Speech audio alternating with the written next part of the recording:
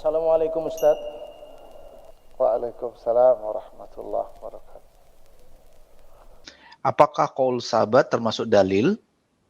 Apa saja syarat qaul sahabat bisa dijadikan dalil? Berada di posisi mana qaul sahabat di antara 4 dalil lainnya? Demikian Ustaz pertanyaannya. Baik. Iya, qaul sahabah. Ya, qaul sahabat yang bisa dijadikan dalil adalah qaul sahabi atau qaul sahabat. Qaul sahabat itu artinya perkataan sahabat ya. Perkataan sahabat yang bisa dijadikan dalil itu yang memenuhi 3 syarat. Harus ada 3 syarat pada perkataan sahabat tersebut ya, sehingga dia bisa dijadikan sebagai dalil. Yang pertama, sanadnya sahih. Ya. Atau kita katakan sanadnya kuat. Kalau sanadnya lemah, maka berarti perkataan sahabat itu tidak bisa kita sandarkan kepada sahabat itu. Karena sanadnya lemah. Kita tidak bisa menjadikannya sebagai dalil. Ya seperti hadis. Bolehkah kita berdalil dengan hadis yang lemah? Misalnya sanadnya tidak sampai kepada Nabi, kita katakan tidak boleh. Karena itu hadis lemah. Kita tidak bisa menyandarkannya kepada Rasulullah Shallallahu Alaihi Wasallam. Begitu pula dengan perkataan sahabat. Kalau sanad sampai ke sahabat itu tidak kuat, maka berarti kita tidak bisa menyandarkan perkataan itu kepada sahabat itu. Sehingga ini bukan perkataan sahabat. Sehingga tidak bisa dijadikan sebagai dalil. Ya, ini yang pertama. Sanadnya harus kuat. Syarat yang kedua, tidak ada sahabat lain yang menyelisih. Ya, tidak ada sahabat lain yang menyelisih.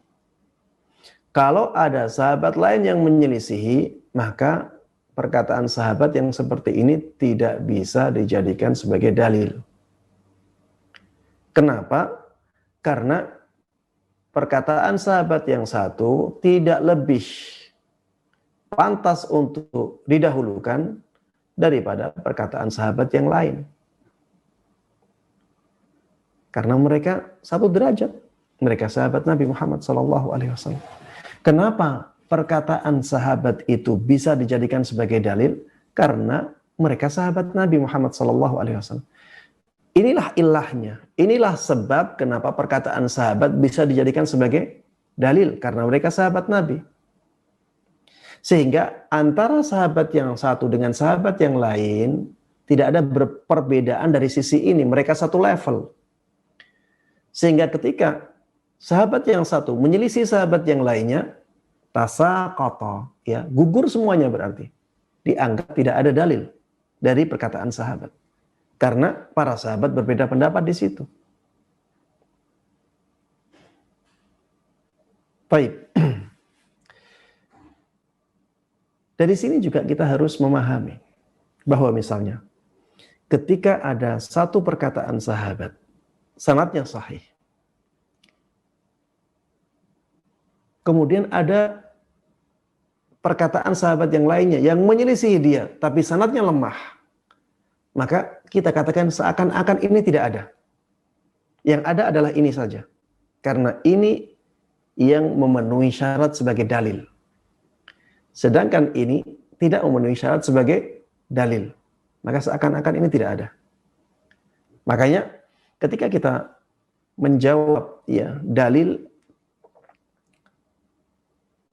yang bersumber dari perkataan seorang sahabat yang sanadnya sahih, maka untuk mematahkannya kita harus membawa perkataan sahabat yang lain yang sanadnya sahih juga. Sehingga akhirnya perkataan sahabat bertentangan dengan perkataan sahabat yang lainnya yang akhirnya ini tidak bisa dijadikan sebagai pegangan. Atau kita bawakan dalil lain yang lebih kuat dari perkataan sahabat itu. Dan itulah syarat yang ketiga.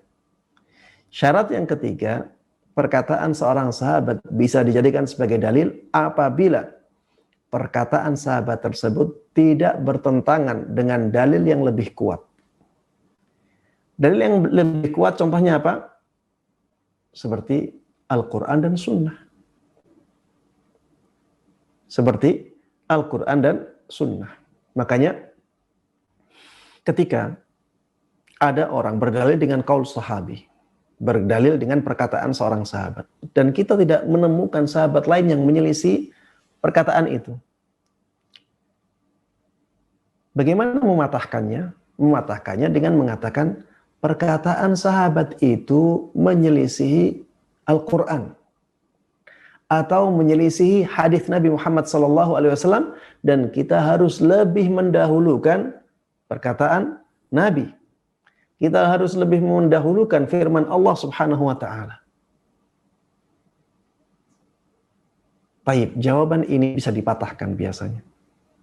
Jawaban yang seperti ini biasanya mudah dipatahkan dengan mengatakan tidak ada pertentangan antara qaul atau perkataan sahabat ini dengan Al-Quran.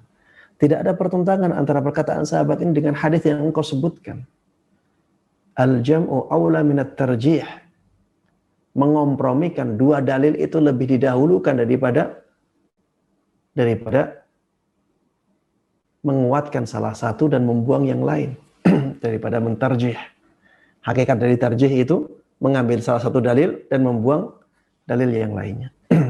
Mengompromikan, menggunakan dua-duanya itu lebih baik daripada meninggalkan salah satunya. Baik. Ya, ini 3 syarat yang harus terpenuhi pada dalil perkataan sahabat, ya, atau qaulus sahabi. Kalau salah satu dari 3 ini tidak terpenuhi, maka kita tidak bisa menjadikan perkataan sahabat sebagai dalil. Perkataan sahabat apabila kita katakan sebagai hujjah, sebagai dalil, ya, maka dia posisinya sebelum qiyas. Posisinya sebelum qiyas. Jadi yang pertama itu Al-Quran. Kemudian yang kedua hadis Nabi Muhammad SAW. Kemudian yang ketiga ijma'. Kemudian yang keempat qaulus sahabi. Kemudian yang kelima qiyas. Ya, posisinya di sana. Wallahu ta'ala alam. Assalamualaikum. Waalaikumsalam warahmatullahi wabarakatuh. Ahlan wa sahlan. Halo Ustadz, tanya Ustadz lebih mudah.